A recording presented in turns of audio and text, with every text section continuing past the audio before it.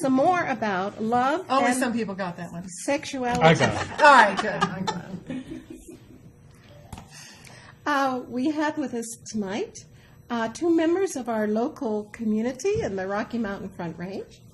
We have Shentat, who is married and handfasted to his wife, Jade, who, and you've been together for 8 years, is that right?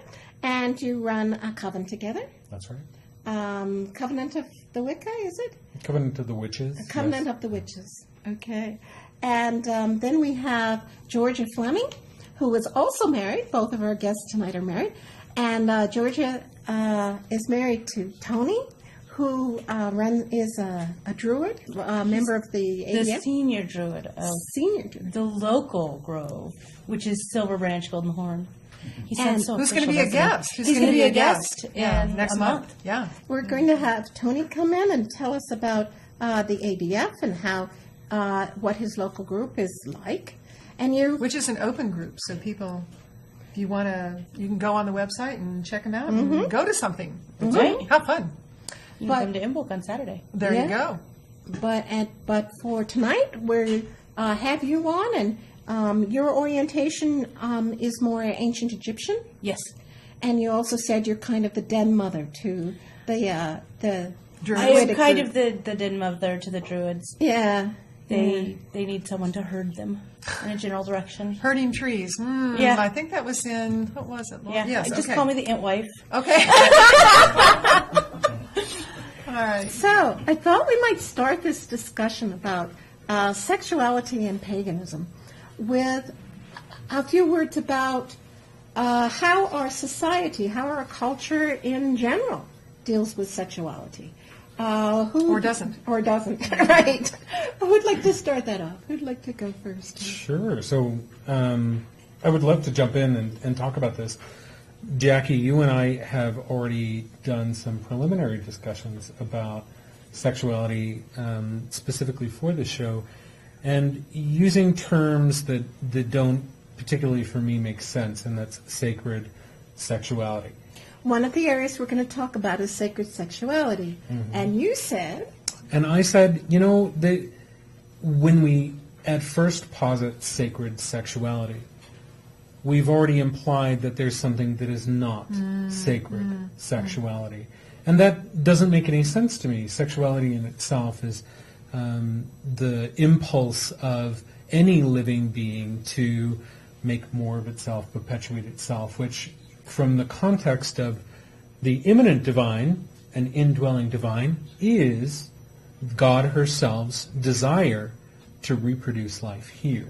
And it's that union, that joining with another or with the divine in the act of joining with the other. Yes. Yes. So there are some things wrong. I think most of us probably have the opinion that there's some things that are wrong with the way this culture approaches sexuality. Certainly when we're kids, when we're adolescents and teenagers, we're not told that it's sacred or divine, are we? No, we're told when we're kids, it's dirty, it's nasty. forbidden. Don't Yeah. touch yourself like that. Forbidden. You can't do that. That's bad. Right. And of course, it doesn't feel bad. It feels good. And children from a very young age are left very confused. It feels good. Why shouldn't I touch that? Mixed Why? signals. Here I am, a teenager. I'm just a ball of hormones. I want to do something. Why can't we do something? Yeah. And this is why you have teenagers that have no idea what are going on. We don't teach them safe sexual practices. Teenagers think it's perfectly okay to have anal intercourse and have no idea safe practices for that because it's not really sex. It's not really sex. It's not really sex. It's not the same. Oral sex isn't Or really oral sex. sex isn't really the same. This is why 50% of Americans have herpes. Because we aren't taught, let's be safe, let's talk about it. We're not taught protections. No. We're also not particularly taught about sexuality itself. No. I'm a lot older than you two, but hopefully it's changed, but I don't think it has. My experiences when I was young and first becoming a sexual person were that most of the men I encountered really had no idea what lovemaking was about for a woman. And the sex was really bad. So I'm sorry, Jackie. No, you shouldn't be apologizing. I should be apologizing. It's you! It's Henry! Where's Henry? Let's put the blame where it belongs! So there are a lot of young kids nowadays. The children are children. I'm sorry, guys, if you're teenagers and you're watching, you just seem like children to me because I'm so old nowadays. But young people are having sex earlier than ever, and I think a lot of them can't talk about it. They're doing it, but they can't talk about it. They can't talk about what they enjoy and what they don't enjoy. They can't talk about protection. They can't talk about what it means emotionally to them. God's forbid you should mention masturbation. A perfectly legitimate outlet for a person who does not choose to be or does not have the availability to be with another human being. You can explore that all day and all night. But we don't tell our children, yes, there's ways to masturbate and make yourself feel better. You don't have to just walk around this huge bundle of nervous hormones. Yeah. Yeah. In fact, back when I was young and a long time ago, Sigmund Freud. You knew Sigmund? I was Oh my God! That No wonder, Jackie. I did not know, but I read everything I could get my hands Okay. on about the psychoanalysts and what they had to say about sex. Since I was a teenager, I was reading about this stuff, trying to figure it all out intellectually. Oh, I'm an Aquarian. I'm an air sign. I always trying to figure things out intellectually. Still do.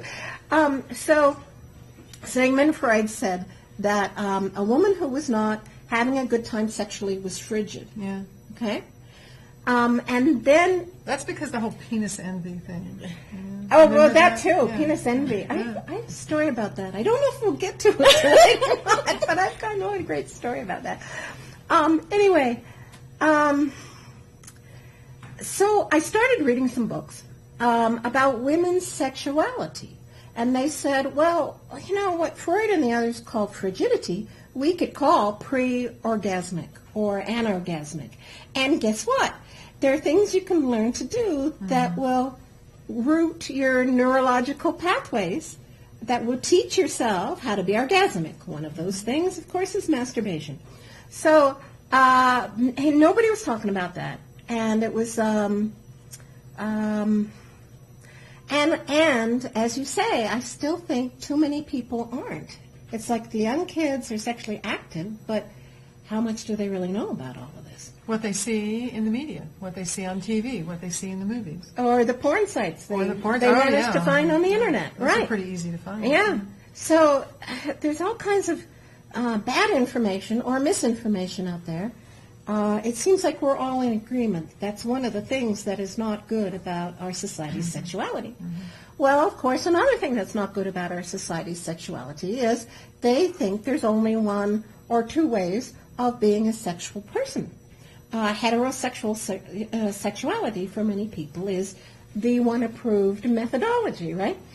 Normal. That's normal. Right, right. Everything else is... And we know it's not that long since the American Psychiatric Association, it hasn't been that long that they took homosexuality off of their list of mental illness. The 80s. Yeah, who'd like to take this ball and run with it? No pun intended. Oh, you should have been all quiet right now. Well, okay, so dealing specifically with the absent other forms of sexual expression, I, of course, count myself as bisexual. I enjoy sex with women. I enjoy sex with men. However, more than that, I enjoy intimacy with humans and love with humans. And that love, of course, includes the expression of sex. So I've been looking for a long time, Jackie, for other ways of doing that than just sort of the, Henry mechanical approach to sexual expression, and have been really lucky enough and blessed enough to run across other organizations that teach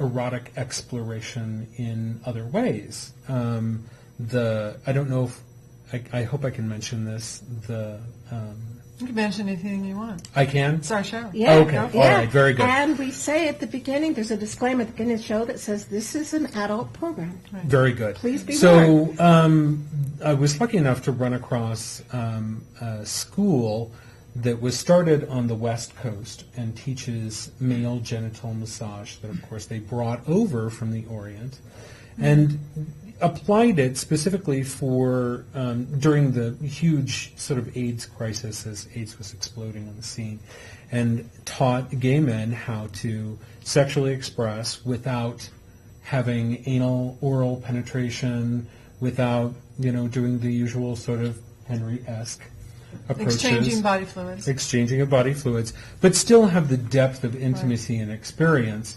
And the name of the school actually escapes me. It'll come to you. Body Electric, Okay. which it did. Thank you very much. Yeah, see? A little bit of magic there. And through that, got exposed to tantric techniques. So that's pranayama yoga, breath yoga, using the life force raised during sexual contact, specifically towards an intent, whether that be magical, personal, self-developmental, relationship, and have been exploring that for a long time. But I'll let you know, that's missing from the dominant culture. Yeah. Our overculture really demonizes when it runs across any of these sort of free expressions of sex and love and intimacy between people, especially if you put an esoteric context around it. Then, of course, it becomes the orgies. Oh, we were talking about that earlier. The general public tends to think that neo-pagans are always having orgies. My God, I'm missing out. Yeah, how many I people sold here? sex toys for years, and I never got invited to any of these orgies, and I'm kind of mad about it. We're going to talk about that, your experience selling the sex toys. This is one of the reasons I got Georgia on here. She's got some good stories. But, okay, now, if we can be honest, how many pagans here are involved in orgies all the time? No, not a one. No. You're not a pagan. Can I tell you the truth, Jackie? Yeah. I did a lot more crazy sexual stuff that would fall into the category of orgies before I ever became pagan. I find it as far more prevalent in the Protestant there, huh? Yeah, I found it far more prevalent in the mundane community Isn't that that interesting? people just, man, they have got to do as many people at one time as they physically can. And I think it's because we're told sex is dirty and it's bad, so you might as well get all your shame out at once. Just do it all at one time. Even still, Georgia, I think you're talking about the lifestyle, right? Swingers. Yes and no. Yes and no. Yes and no. Predominantly, certainly that. Yes. But even then, those groups are marginalized. There is a stigma of shame on them. Definitely. That, and I have to wonder, over and over and over again, what is the power that we're so terrified by in dominant culture that it must be clamped down? Great question. That it must be shamed and guilted and hidden. But isn't there actually a quote-unquote reality show now about wife swapping? Yeah, I'm talking about husband swapping. Wife. So I think The that there only is. show that I know called Wife Swap actually has nothing to do with sex. You send your wife to go live with some other family who is completely opposite as obviously you, I've never and they watched just it. make the rules. Yeah, it actually has nothing to do with sex, Wife Swap. Oh, darn. It just sounds like it should. It should, yeah. Oh, well, that's kind of depressing. Okay.